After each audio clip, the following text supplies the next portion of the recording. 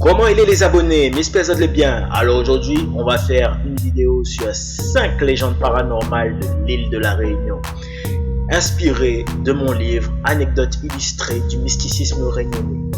Il faut savoir que la conscience collective réunionnaise s'est forgée sur des siècles d'influence mystico-spirituelle. Amour de la liberté, recherche de la vérité sont deux points intimement liés aux esprits marrons qui errent encore sur ce lieu de rassemblement. Numéro 5. La croisée des chemins. Lieu de travail bien connu des mystiques et sorciers réunionnais, rituels et dépôts d'offrandes s'y font souvent après minuit. Le matin au réveil, les habitants qui partent au travail ou à l'école y trouvent des poules noires décapitées, des fruits, des bouteilles de rhum, même des têtes de cabri. Lorsque certains accomplissent un rite pour chasser des maladies ou des démons empoisonnant leur vie, d'autres le font pour invoquer des entités, pour leur protection ou contre leurs ennemis. On dit que le premier à rouler dessus se fait happer par le mauvais sort. Numéro 4. Le culte de Santo Expedito. On pourrait le qualifier de saint patron de la Réunion, bien qu'il soit considéré comme un paria par le Vatican, puisqu'il en a été banni. Santo Expedito, surnommé le saint bandit par certains Réunionnais, sa présence est très marquante, essentiellement en Amérique latine et à la Réunion, dans les endroits du monde qui enregistrent aussi une forte présence des diasporas hispaniques, lusophones et créolophones réunionnaises, notamment à Lyon. La police militaire brésilienne a fait de Santo Expedito son saint patron. Ce soldat romain fait partie du paysage de la culture latine d'Amérique et dans une moindre mesure du sud de l'Europe. Sachant que la Réunion est aussi imprégnée de ce paradigme latin dans ses mœurs locales, il n'est donc pas étonnant d'y retrouver le légionnaire.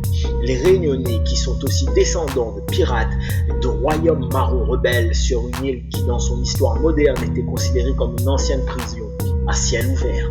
C'est donc avec un certain naturel que ce saint banni est réussi à attirer l'affection d'un peuple en grande majorité descendant de hors-la-loi, de la piraterie, de marrons, d'esclaves, de forçats et d'engagés. C'est autour de ce Romain qu'est né un culte spécifique à la Réunion que certains experts ont qualifié de religion créole. Les petites et grandes chapelles au bord des routes, dans les cours des maisons et les statuettes à son effigie sont légion sur l'île. On peut y retrouver un mélange d'objets symboliques, toiles de la religion tamoule, chapelets catholiques, offrandes malgaches et africaines. Un culte très loin de l'ordinaire chrétien, se rapprochant plus d'un syncrétisme. Une partie de la population lui prête des pouvoirs, d'où les nombreuses offrandes. On dit que lorsqu'il réclame son cadeau, il est impératif de répondre à ses attentes, peu importe le souhait que vous glisserez sous sa statuette, avoir la santé, posséder des femmes, calmer un conjoint volage, avoir une protection, réussir un examen, avoir du succès dans ses affaires, tuer un ennemi. On ne le connaît pas manichéen, mais on le dit vengeur. Si vous ne respectez pas l'accord conclu avec lui, vous en souffrirez grandement. On le dit grand passionné de femmes, il aime qu'on lui offre des robes de mariée, mais il est très jaloux. Si vous êtes une femme et que vous lui tournez le dos, lui, il ne vous oubliera pas. Numéro 3. L'homme à la cigarette. Un mystérieux personnage qui se manifeste souvent dans le sud de l'île de la Réunion. On l'aperçoit généralement la nuit sur le bord d'une route, d'un sentier ou avant une croisée des chemins, une cigarette à la bouche. Certains l'ont même vu marcher vers eux et les aborder pour leur demander une autre cigarette.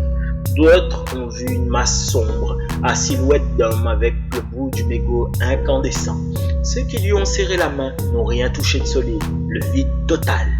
Inutile de vous préciser que le citoyen ordinaire prendra la poudre d'escampette à la rencontre de cet individu.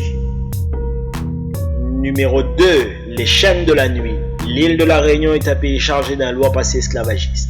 Combien d'âmes ont quitté ce monde dans d'atroces conditions? Torture, chaînes, asservissement, soif de liberté inassouvie pour la plupart de ces hommes, femmes et enfants retenus en captivité.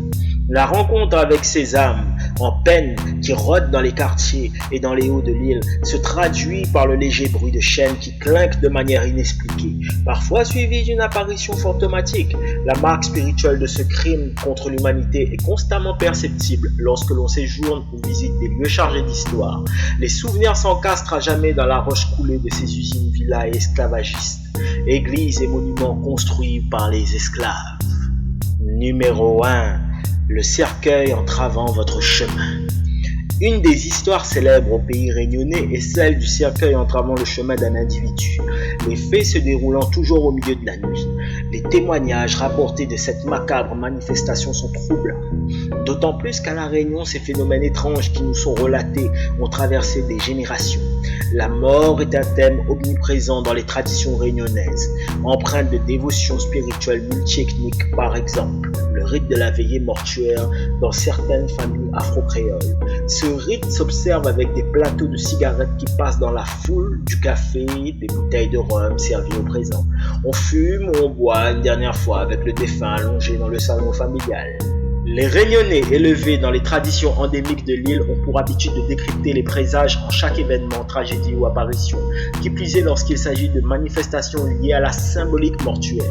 L'île qui vit une époque matérialiste de surconsommation n'est du moins pas en manque de rites traditionnels et témoignages mystico-spirituels.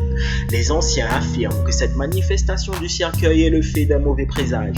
Pour conjurer le sort, il faut faire preuve de courage. Il est impératif de pousser le cercueil matérialisé dans un coin du chemin, de manière à ce qu'il ne vous barre plus la route et que vous puissiez rentrer sereinement sans crainte d'un hypothétique destin funeste et prématuré. Énormément de témoignages relatent ce phénomène étrange dont les protagonistes continuent d'attester de la véracité de l'expérience vécue. Merci de nous avoir suivis, merci de mettre un j'aime sur la vidéo et de vous abonner à la chaîne si ça vous a plu. En espérant que vous n'ayez pas eu trop peur, mais bon, ça fait partie des histoires, de la culture, des légendes de La Réunion. À la prochaine!